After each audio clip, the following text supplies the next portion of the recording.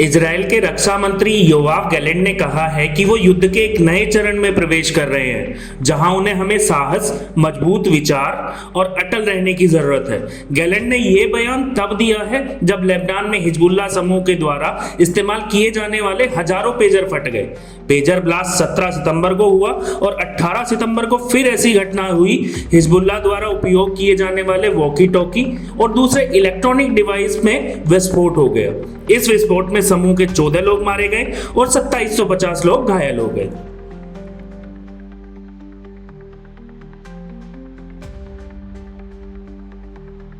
आपको बताते चलें कि न्यूज एजेंसी रॉयटर्स की रिपोर्ट के मुताबिक गैलेंट ने कहा है, हम चरणबद्ध तरीके से योजना बनाते हैं।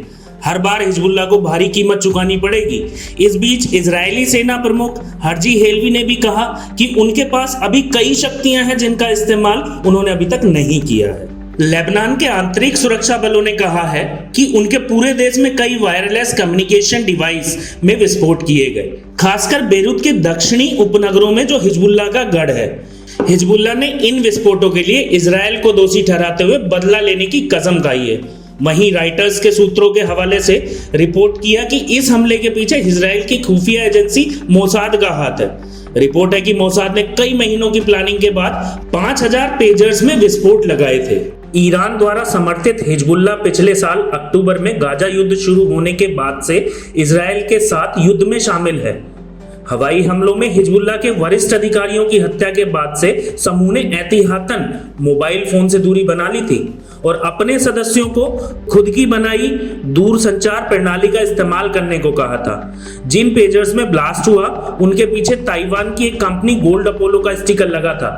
हिजबुल्लाह ने कुछ महीने पहले ही इस कंपनी से पेजर्स आयात किए थे। हालांकि ताइवानी कंपनी ने इस बात से इनकार किया है कि इनका निर्माण उन्होंने नहीं किया है। कंपनी के संस्थापक सू चिंग कुआंग ने बताया कि इन पेजर्स को बुडापेस्ट की बीएसी नाम की कंपनी ने बनाया था। इस कंपनी को गोल्ड अपोलो के ब्रांड का इस्तेमाल करने का अधिकार था। उन्होंने बताया कि प्रोडक्ट हमारा नहीं था।